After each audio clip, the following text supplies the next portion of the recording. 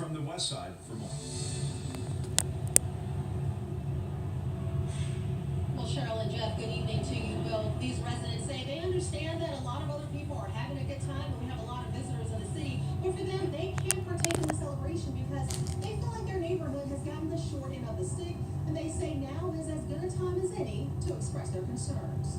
They seem to have gotten everything they wanted, and we seem to have gotten nothing.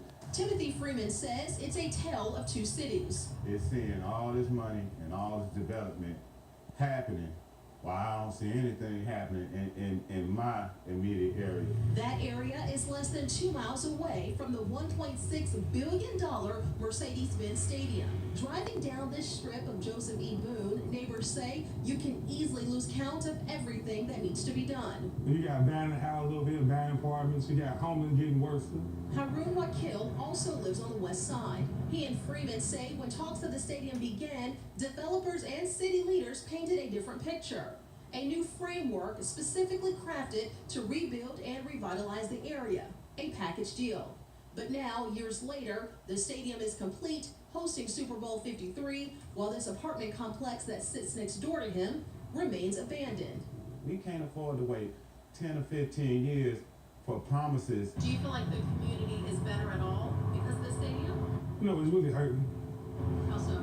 Because no one's making money but Mercedes-Benz. The Arthur Blank Family Foundation could not meet with us for this story, but our partners at the Atlanta Business Chronicle report the foundation has invested $40 million in the community, funding job training, new parks, housing rehabilitation, and education initiatives. The foundation also points to Westside Blue, a neighborhood security program, which it says has resulted in a 43% decrease in crime in the last 2 years.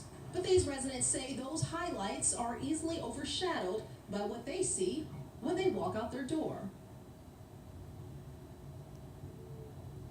And the Westside Future Fund has poured millions into some of these neighborhoods, trying to help residents stay in their homes as property taxes skyrise. But the fact remains that 53% of the homes on the west side remain vacant, and half of the residents who live here live below the poverty line. It's something we'll certainly continue to follow. From downtown, I'm Latasha Gibbons, 11 Alive News. And certainly this is something worth watching. Back when there was talk about the Georgia Dome being built in the late 1980s, there were these same kinds of promises that were being brought, not only by politicians, business leaders, and members of the clergy, that it would be very different in the early 1990s. That, of course, never materialized. So when there was a talk of building Mercedes-Benz Stadium, once again, there was the talk about trying to revitalize the West Side and Vine City and all of that.